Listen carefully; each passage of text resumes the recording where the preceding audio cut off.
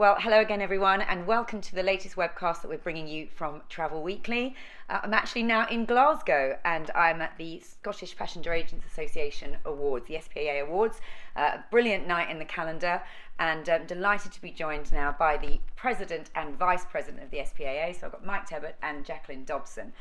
We are in for another great night, I'm sure, Mike.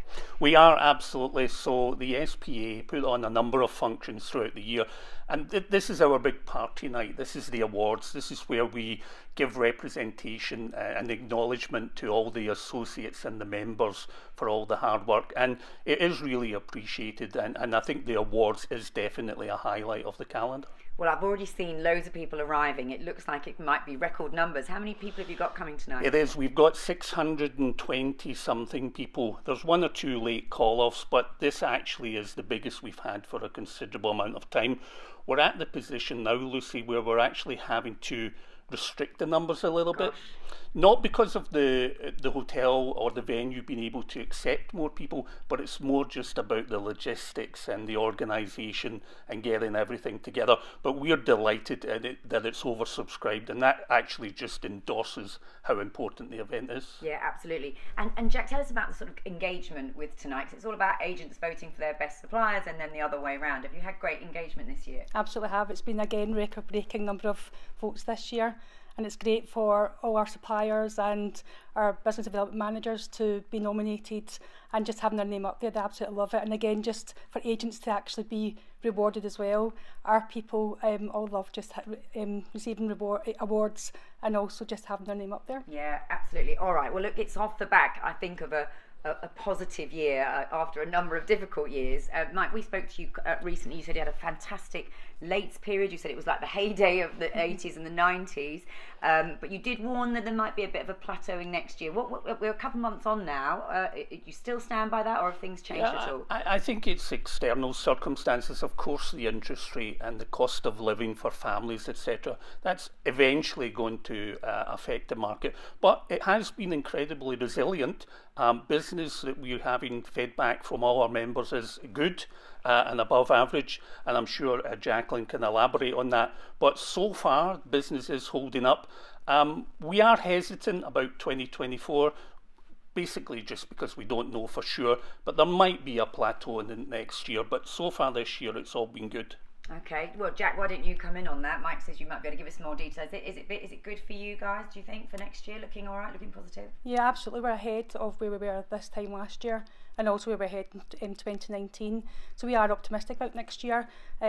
We are obviously cautious as well. Could be things that happen, but we are, as Mike says, a resilient industry, and we can overcome most things. So yeah, I'm optimistic about next year. I think people are still, they've got that hangover from COVID, and they still want to travel. You can see that in the numbers. Yeah, and they were paying a lot more money actually this year, weren't they? It looked like, the average booking values were up. Do you think that will hold? I do. I think the booking number, the average selling price, had increased. People were actually buying up. They were upgrading. They weren't maybe going for as long. They were maybe taking more holidays. But I do think that will continue. Yeah, but I know long haul, Jack, you're desperate for more flights, aren't you? We've talked about it a lot, but it's still below where it was in 2019, even though we're expecting loads of extra capacity in the short haul. You want to see some movement, don't you, on long haul flying? Absolutely. We need more long haul flying out of the north. Yeah, definitely. There is a lack of it.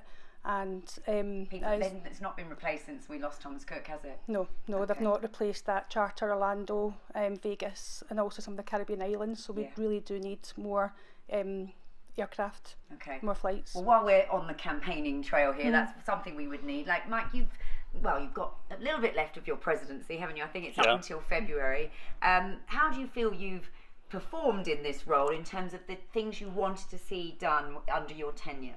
So I think basically if we look at the SPA as a whole, it's not a regulatory body, it's an association, and essentially it's there for the benefit of the members and the associates. So for me it was 3 pillars. The first one when I came as Vice President was survival. Of course. And then we moved into the second stage, which was rebuilding. And now we're into the third stage, which is thriving. And hopefully this will be the point where we do go back to pre-pandemic levels. And I think we can see that. I definitely, as Jacqueline says, we are optimistic and we see a lot of potential out there in the market. So that is where we are at now. We're in the thrive stage. So now we're going to build in the success of recent years. Yeah, well, congratulations, because it was a difficult period that you had to oversee, and I think you have done some great things. But Jack, you're not going to rest on the laurels, even though we're in a thrive period. I know you've got some key things that you demands or some objectives that you want to see out when you take over the presidency. So what kind of things are you going to be looking to do? Well, absolutely. I think I want to carry on the good work that Mike's already done in the last 2 years in terms of government engagement. And I think, lobbying with the government, we need more capacity within Scotland. The high street, we need the high street regenerated. So again, you're saying 1 in 6 stores, retail units in Scotland are empty. Yeah.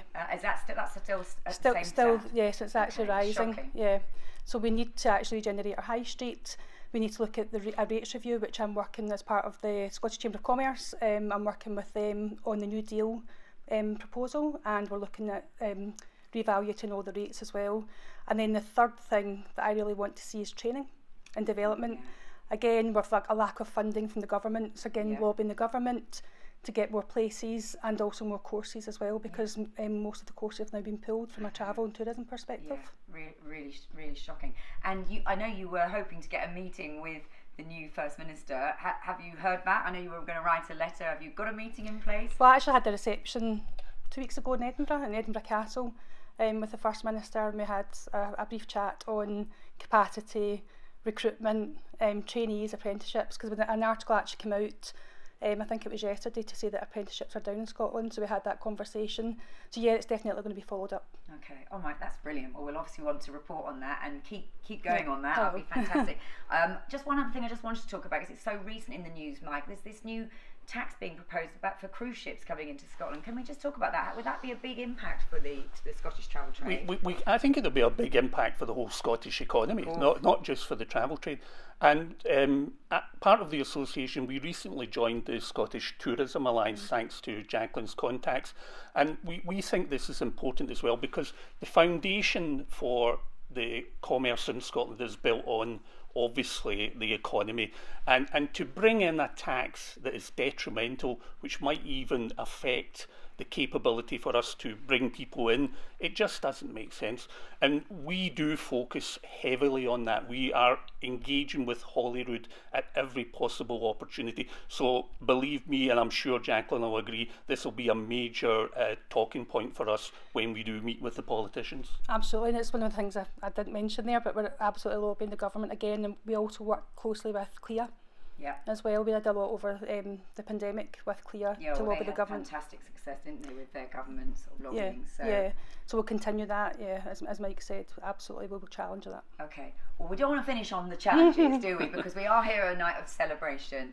So one last word, an upbeat word for anyone coming tonight, so going to have a great evening, and when they're looking ahead, what is there to be really optimistic about? I think there's a lot to be optimistic about. We're very lucky in Scotland that we've got a kind of a unique community in the travel industry, and recently one of our members celebrated 50 years in business, and we appreciate that, and we absolutely want to celebrate that. And I think if we can replicate that amongst our members as well, that's one of the high points. But we've now got a record number of members, we've got a record number of associates, the association is going strong, and I think generally speaking the whole community is upbeat for it. So for me tonight, it's a celebration. Let's get the glad rags on, let's get out, let's party, and let's enjoy ourselves and celebrate the success. And maybe a drink or two. The Scots like a little dram, don't they? We do. I know Jacqueline only drinks water, but I'm quite sure she might. Maybe tonight we might get her off. There might be an exception. All right, I'm so delighted to speak to you. Have a great night tonight. I know it's going to be fantastic. I'm always honoured to come here and be part of it. So Jacqueline and Mike, have a great evening. Thank you very much. Thank you. Thank you.